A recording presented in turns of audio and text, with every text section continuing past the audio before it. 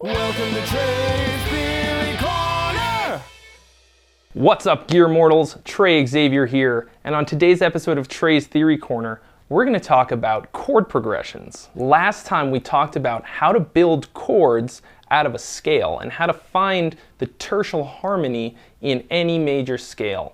So what we're going to talk about today is what we do with those chords, the naturally occurring diatonic triads, or any other kind of chord in any key. What do we do with them? How do we analyze them, most importantly? In a nutshell, the harmony of a song is determined by the chord movement, and the motion of the chords in any given song or any piece of music really very, very strongly determine the direction, the movement of both the melody and just the overall vibe of the song. You can think of a chord progression, also called just the harmony of a song, as the foundation for the entire piece of music. When you understand the harmony and chord progressions in a song, you really understand the song, because everything else is going to be relative to that chord motion. All the melody notes are going to be analyzed relative to the chords. So you can think of the melody line as sitting on top of the chords,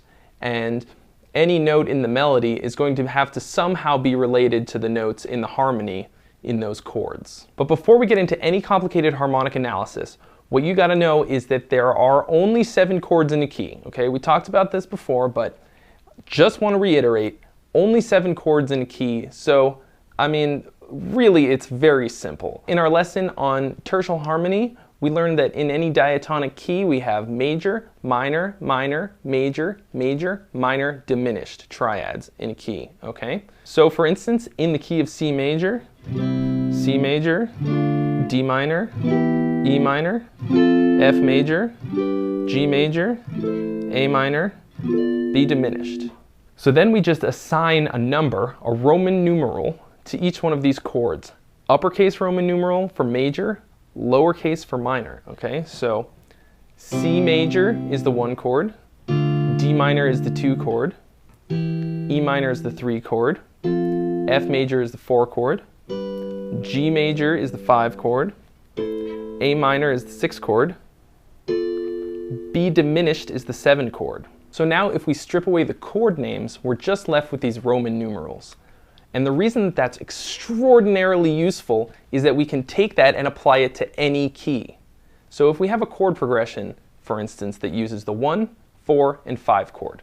In the key of C, that's C, F, and G.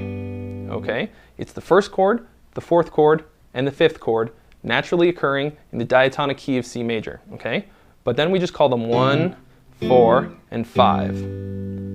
Now let's say we want to move that to a different key, the key of, say, D major. Now I know the notes of D major are D, E, F sharp, G, A, B, C sharp, and then D again. So the 1, 4, and 5 chords in the key of D major are going to be D, G, and A. Now, that's still a 1, 4, 5 progression. That's what we would call it. 1 chord, 4 chord, 5 chord.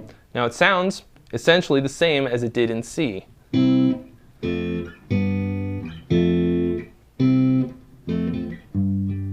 For example, a very famous song that uses a 1, 4, 5 progression is Twist and Shout. Okay?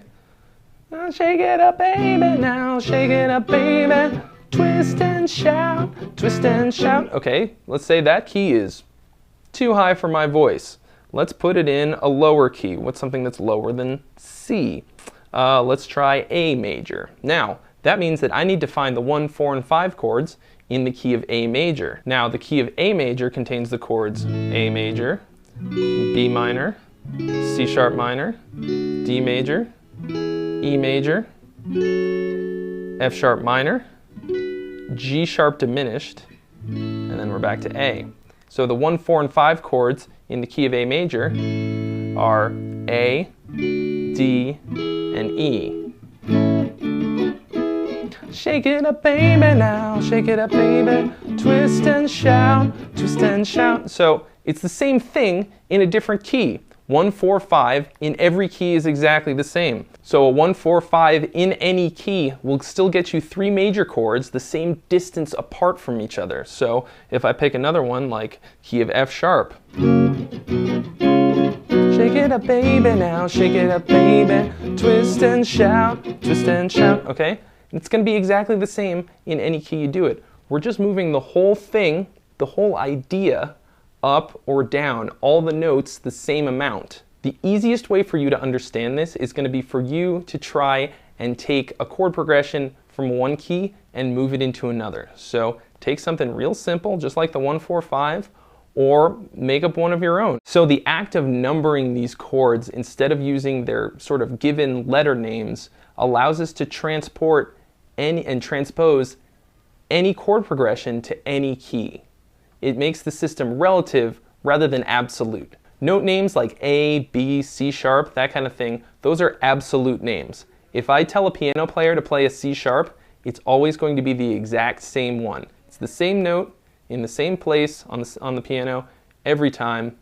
It never changes. But with this relative numbering system, we can move any chord progression easily from any key to any other key. No problem. On the guitar, the process is even easier because of the way the guitar is tuned and set up. You can see the shape of the chord progression, the roots moving around. And then of course, on the guitar, chord types are all different shapes. So like, you know, here's a major bar chord shape for the 6th string root. Here's a minor one, okay? And then on the 5th string, of course, with the 5th string root, we've got a major shape like this and a minor shape like this. So if we're using bar chords like that, and you're not using any open strings, we can see the roots moving on the 5th and 6th strings. For instance, that 1, 4, 5 we were talking about in the key of G, right? Here's a G, here's a C. So in the key of G, we've got 1, 4, 5, G, C, D.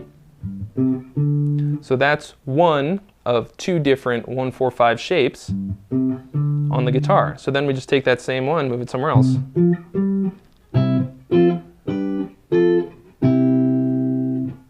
Move it to A.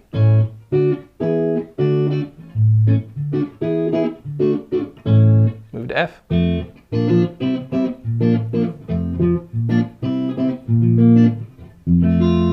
All 12 keys of the major scale are going to obey these rules, all right?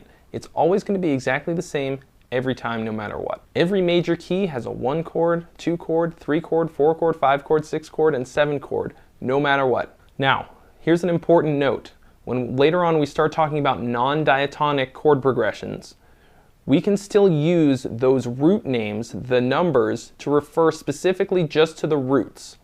We can change the chord qualities depending on where we're at for the purpose of making things more interesting that takes us outside of the 7 notes of the major scale. Now, you might hear someone say like a minor 4 chord, for instance.